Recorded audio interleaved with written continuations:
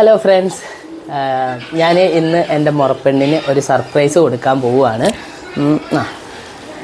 സംഭവം വേറൊന്നുമല്ല, ഞാൻ ചേച്ചിയോട് പറയാതെ ചേച്ചിക്ക് ഒരു ചെറിയ ബേക്കറി ഫുഡൊക്കെ ആയിട്ട് ഒരു കടയുണ്ട്. ഞാൻ അങ്ങോട്ടൊന്ന് പോവുകയാണ്.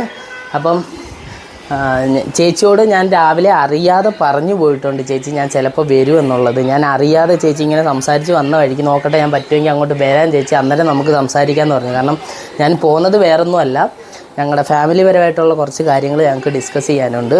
അതിന് വേണ്ടിയിട്ടാണ് പോകുന്നത്. അപ്പം ഇന്നെനിക്ക് പുല്ലൂർ ക്ലാസ്സുള്ള ദിവസമാണ്. അപ്പം ഞാൻ ഇച്ചിരി നേരത്തെ ഇറങ്ങി ചേച്ചിയുടെ അടുത്ത് പോയി കുറച്ച് കാര്യങ്ങൾ സംസാരിച്ചിട്ട് പോകാൻ വേണ്ടിയിട്ട് നിൽക്കുകയാണ്. അപ്പം ഇന്നത്തെ വീഡിയോ ചേച്ചി കുറച്ച് മുമ്പേ ചേച്ചി എന്നെ വിളിച്ചപ്പോൾ ഞാൻ പറഞ്ഞു, ചേച്ചി ഇല്ല ഞാൻ വരില്ല, വരില്ല എന്നല്ല, ഞാൻ വേറൊരു കാര്യത്തിന് നിൽക്കുകയാണ്.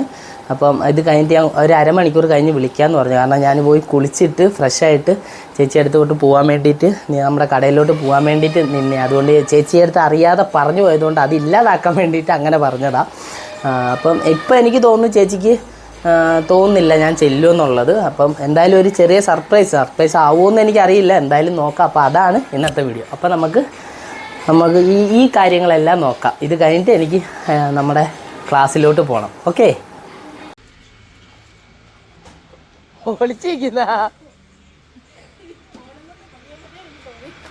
ഇതാണ് നമ്മുടെ കട.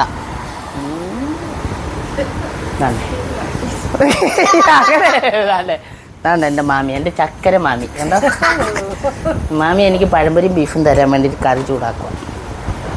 പടന്നോട്ട് വിശക്കുന്നു.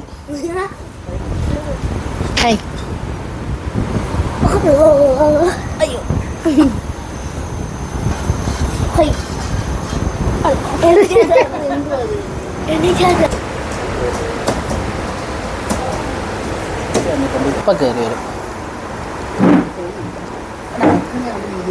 ഞാൻ ഈ വീഡിയോ കട്ട് ചെയ്യേണ്ടി വരുമല്ലോ ഇനി മാമിച്ച് വരുന്നവരെ. ഞാൻ ഇവിടെ ഇരുന്ന് തിന്നുന്നു, മുറപ്പെണ്ണ് ഇവിടെ ഇരിക്കുന്നു, മോന് ഇവിടെ നിൽക്കുന്നു, മാമി മാമ വന്നു.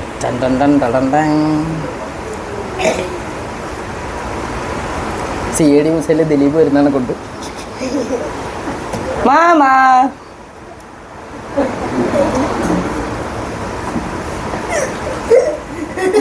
എന്ത് മാമ ഒരു സ്നേഹം കാണിക്കാതെ? കഴിച്ചു കഴിഞ്ഞു. മാമൻ്റെ കയ്യിൽ നിന്ന് നല്ല ഒരെണ്ണം കിട്ടുകയും ചെയ്തു. നല്ല സുഖമുണ്ട് കേട്ടോ. പിന്നെ പരന്നിരിക്കുന്ന സാധനം വെച്ച് അടിച്ചാൽ വേറെ കാണത്തില്ലയോ? വേണ്ട, എന്തുവാ അതവിടെ വെച്ചാൽ മതി. അപ്പൊ ശരി, ഓക്കെ, ബൈ.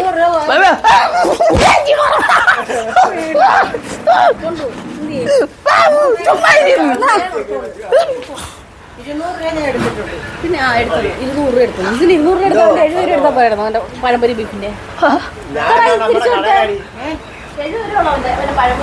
അപ്പൊ തേയിലയുടെയോ? ഇത് ഞങ്ങളുടെ കുടുംബം മൊത്തത്തിൽ ഭ്രാന്ത് പിടിച്ച കുടുംബം അതാണ്ട്. അപ്പൊ ശരി, ഇനി ഇവിടെ നിന്ന് വിഷയമാവും. അപ്പൊ പോട്ടെ, ബൈ. നല്ല രസം കേട്ടോ.